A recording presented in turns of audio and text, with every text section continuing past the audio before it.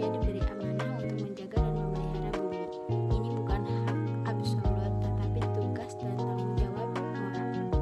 Kedua adalah larangan merusak lingkungan. Islam melarang perbuatan merusak alam.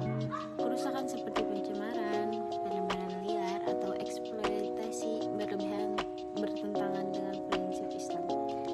Dan janganlah kamu membuat kerusakan di muka bumi setelah Allah memperbaikinya. Quran Surat Al-A'raf ayat 53. Ini menunjukkan bahwa setiap tindakan yang merusak alam dianggap sebagai bentuk ketidaktaatan kepada Allah.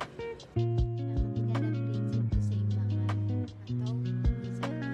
Alam diciptakan dengan keseimbangan dan manusia harus menjaga keseimbangan itu. Dan Allah telah meninggikan langit dan Ia meletakkan neraca atau keadilan supaya kamu jangan merusak keseimbangan itu. Quran Surat Ar-Rahman ayat 7-9. Eksploitasi yang berlebihan tanpa memperhatikan keseimbangan alam adalah bentuk pelanggaran terhadap prinsip ini. Yang keempat, ada konsep amanah dan tanggung jawab. Segala sesuatu yang ada di bumi adalah milik Allah dan manusia hanya sebagai penitip atau pemegang amanah. Maka menggunakan sumber daya alam harus dilakukan secara bijak dan bertanggung jawab. Yang kelima ada anjuran menanam dan menghijaukan dalam hadis Rasulullah SAW.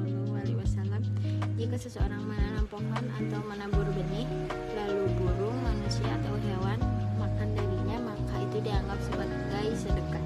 Hadis riwayat Bukhari dan Muslim. Ini menunjukkan bahwa menjaga kelestarian lingkungan adalah amal kebaikan dalam Islam. Yang terakhir yang keenam, hemat dan tidak boros atau bisa disebut dengan israf. Islam mengajarkan untuk tidak berlebihan